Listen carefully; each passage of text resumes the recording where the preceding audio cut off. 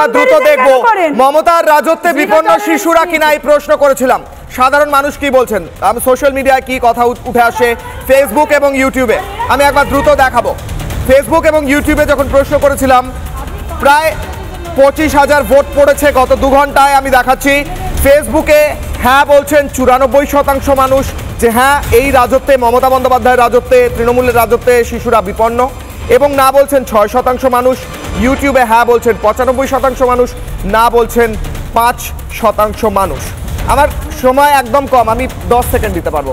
হ্যাঁ, আমি একটু বলছিলাম যে শিশু আর নারী নিয়ে কথা হচ্ছে, কিন্তু পুরুষদের বললে চলবে না। আমি দুটো ইনসিডেন্ট বলছি খুব তাড়াতাড়ি। চিপস নিয়ে একটা ঘটনা ঘটেছিল, মনে আছে? সিভিক ভলেন্টিয়ার একটা থ্রেটেন করেছিল, বাচ্চা ছেলেটা সুইসাইড করেছে। আমি মানলাম এটা একটা বিশাল পলিটিক্যাল ইনসিডেন্ট নয়, বাট সেই সিভিক ভলেন্টিয়ার। সেকেন্ড ইনসিডেন্ট তোমার যাদবপুরের র্যাগিং এর ঘটনা নিশ্চয়ই ভুলে নেই। আজকে সে সুইসাইড করেছে নাকি হি ওয়াজ ড্রিভেন, সেই তৃণমূল, সেই প্রাক্তনী। আরেকটা লাস্ট স্টেটমেন্ট সাবধান বলছিল যে পুলিশ নাকি ভীষণ কাজ করে, স্বয়ং মুখ্যমন্ত্রী নিজে পুলিশ মন্ত্রী হওয়া সত্ত্বেও বলেছে আমার এসপি। আমি সেই বাইক চালিয়েছি, এখানে আমাকে শেষ করতে হচ্ছে, আমাকে উঠে দাঁড়াতে হচ্ছে, ব্যাস শেষ করতে হচ্ছে, আমার সময় একদম কম।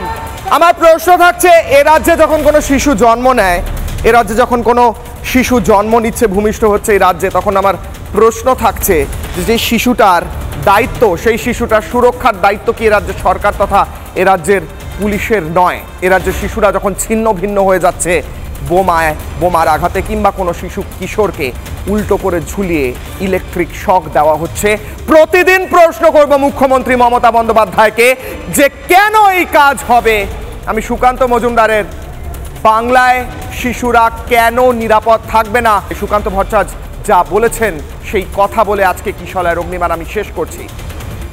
চলে যাবে তবু আজ যতক্ষণ দেহে আছে প্রাণ, প্রাণপণে পৃথিবীর সরাব জঞ্জাল, এ বিশ্বকে এ শিশুর বাসযোগ্য করে যাব আমি নবজাতকের কাছে আমার দৃঢ় অঙ্গীকার, এ আমার দৃঢ় অঙ্গীকার, এ আমার দৃঢ় অঙ্গীকার।